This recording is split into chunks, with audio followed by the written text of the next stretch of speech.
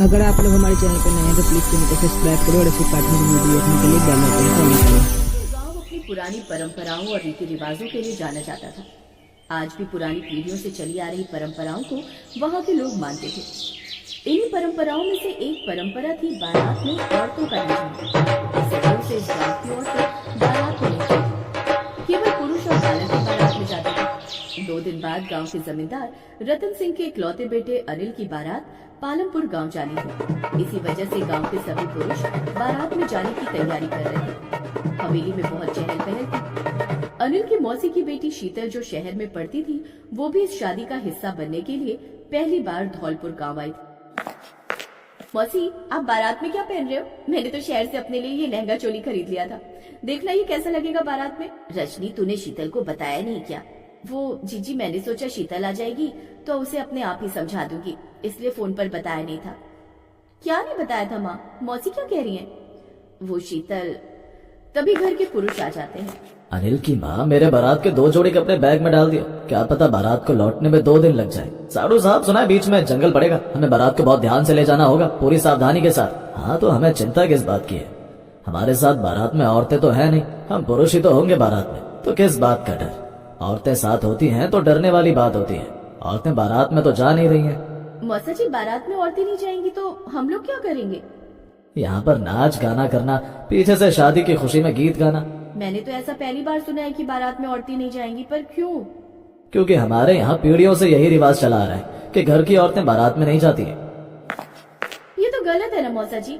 अनिल भैया की शादी हो और हम बारात में ही ना जाए, तो फिर मैं यहाँ आई किस लिए हूँ जब मुझे अपने भाई की बारात में जाने का मौका ही नहीं मिलेगा? अनिल भैया, आप नहीं चाहते कि हम आपके साथ बारात में चलें? मैं इसमें कुछ नहीं बोल सकता शीतल। शुरू से ही मैंने भी यही रीति रिवाज देखा है। बारात में गांव में किसी भी घर की औरतें नहीं जाती, पुरुष जाते और शादी करके बारात लौट आती है। अब मैं क्या बोलूं, ये तो पुराने रीति रिवाज है। पुरानी परंपराओं को हम भी नहीं तोड़ सकते। तोड़ना भी नहीं है, औरतों को घर में ही रहना चाहिए। शादी समारोह में केवल पुरुष ही जाते हैं। औरतें घर की 4 दीवारी में ही अच्छी लगती हैं। घर की इज्जत घर में ही रहनी चाहिए। चलो, तुम औरतें बारात को भेजने की तैयारी करो, हम जरा बाहर के काम देखते हैं। सारे पुरुष अपनी बात कहकर चले गए। शीतल का मन इन पुरानी रूढ़िवादी परंपराओं को अपनाना नहीं चाहता था। उसने अपनी मौसी के साथ साथ वहाँ बैठी रिश्तेदारी की सभी औरतों के चेहरे को देखा। ऐसा लग रहा था कि उनके चेहरे पर जबरदस्ती की मुस्कान है जो बिल्कुल नकली है। शीतल जानती थी कि घर की औरतें भी बारात में जाना चाहती हैं। कौन माँ नहीं चाहेगी कि वो अपने बेटे की बारात में जाए और खुशी में खूब नाचे गाए, खूब धूम मचाए। पर धौलपुर गांव की औरतें घर में रह गई। उनकी इच्छाएं मन में ही दबी हुई थी। शीतल ने मन ही मन ठान लिया था कि वो इस पुरानी परंपरा को बदल कर रहेगी। इसलिए बारात जब निकल गई तब शीतल ने अपनी मौसी को समझाया और हिम्मत दी। मौसी, हमारे पास ये बहुत अच्छा मौका है कि हम इन पुरानी परंपराओं को बदल दें। इसलिए बारात तो अब निकल चुकी है, हम बारात के पीछे पीछे जाएंगे और जब हम लड़की वालों के घर पहुंच जाएंगे तो वहाँ पर किसी के सामने कोई कुछ नहीं कहेगा। ज्यादा से ज्यादा क्या होगा, थोड़ी बहुत डांट ही पड़ेगी ना। नहीं नहीं शीतल, ये गलत होगा। मुझे तो घबराहट हो रही है, हम नहीं जा रहे, रहने दो। क्या आपका मन नहीं है कि आप अपने इकलौते बेटे की बारात में शामिल हो सकता है अनिल भी आपको देखकर बहुत खुश हो जाएं और मन ही मन क्या पता वो भी यही चाहते हो और बोल ना पाते हो।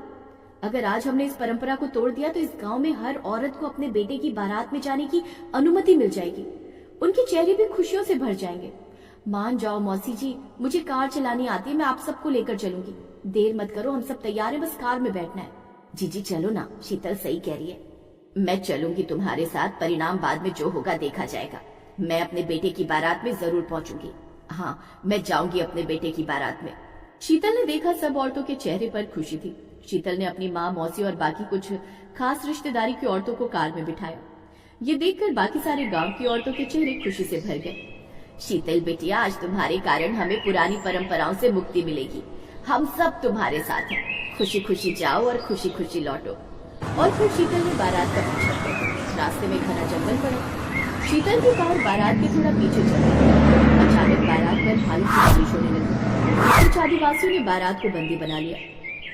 हमें बंदी क्यों बनाया है? हमें जाने दो, हमारे बेटे की आज शादी है, हमें छोड़ दो।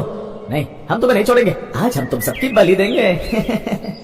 ये सब क्या बोल रहे हैं पापा? लगता है आज हम नहीं बच पाएंगे। इन लोगों की नीयत ठीक नहीं है, पता नहीं है हमारे साथ क्या करने वाले हैं। क्या करेंगे? मानव बलि देंगे। पर यह प्रथा तो समाप्त हो चुकी है, अब तो कोई भी ये नहीं करता। हम करते हैं, हम अपने पुराने रीति रिवाज और परंपराओं को आज भी मानते हैं और ये परंपरा कभी नहीं बदल सकती। हमें बारात को बंदी बनाकर उनकी बलि देनी होती है। हमारी पीढ़ियों से यही चला रहा है। हे भगवान, कोई तो रास्ता होगा जिससे हम बच सकते हो। रास्ता तुम्हारे पास था। अगर तुम्हारी बारात में पुरुषों के साथ औरतें भी शामिल होती तो हम तुम्हें कोई नुकसान नहीं पहुंचाते। पर हम जानते हैं कि आज भी कुछ ऐसे गांव हैं जहां पर औरतों को पुरुषों से तुच्छ समझा जाता है। हम ऐसे लोगों को सजा देते हैं जो औरतों को सम्मान नहीं देते। हमारा पुरुषों की बारात को बलि देना एक प्रकार का दंड है जो हम उन्हें देते हैं। तुम्हारी बारात में औरतें नहीं है, इसीलिए अब इस दंड को भुगतने के लिए तैयार हो जाओ। जैसे ही आदिवासी लोग बारात पर हमला करने लगते हैं, शीतल अपनी माँ, मौसी और कुछ औरतों के साथ वहाँ आ जाती है।